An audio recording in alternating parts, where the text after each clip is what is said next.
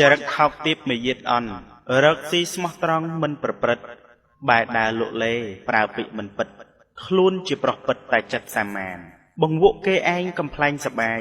បង្កអន្តរាយដល់ក្មេងជាន់ក្រោយពោលស្ដីប្រតិចមិនមើលមុខក្រោយនិយាយរួចហើយទើបដឹងកំហុស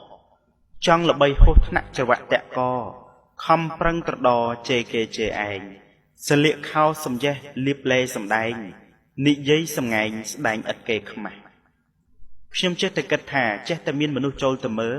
ហើយបែរជាគិតថាការនិយាយស្ដីបែបនេះត្រឹមតែជាការលេងសើចប៉ុណ្ណោះហើយក៏នាំគ្នាសាទរឲ្យតម្លៃទាំងដែលគ្មានតម្លៃគួរនឹងឲ្យអោណគូអនិច្ចាបត់ពងសាវតាបញ្ជាក់យ៉ាងច្បាស់ថាខ្មែរធ្លាប់តកើនធ្លាប់មានយុស័ក្តិតែបែរមកធ្លាក់ត្រឹមជនអប្រិយទោះបីរិស័យខ្លាំងធ្លាប់មានកេរ្តិ៍ឈ្មោះល្បីខ្ទរខ្ទាអាចទប់នឹងលំនឹងនៃខ្យល់អាកាសសាហាវពីមជ្ឈដ្ឋានជុំវិញយ៉ាងណាក៏ដោយបើទំពាំងមិនខំប្រឹងជួយជុំជ្រែងទេនោះប្រកាសណាស់ច្បាស់ជានៅមិនយូរឡើយ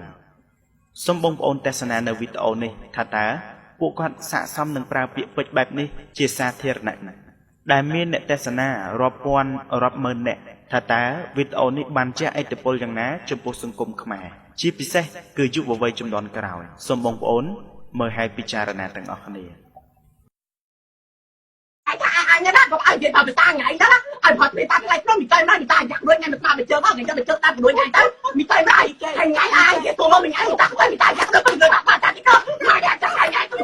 ជាមនុស្សខុសហ៊ានធ្វើឲ្យមនុស្សស្រីហ្នឹងណាគឺមនុស្សស្រីហ្នឹងស្មោះស្ម័គ្រមួយយើងហ្មងព្រោះអត់ដែរមានអ្នកណាហ៊ានលិតអុកនៅគាត់ទេពេលយើងលិតបដាលលិតអាខំ7គាត់នឹងទៅគាត់ស្រួលខ្លាំងណា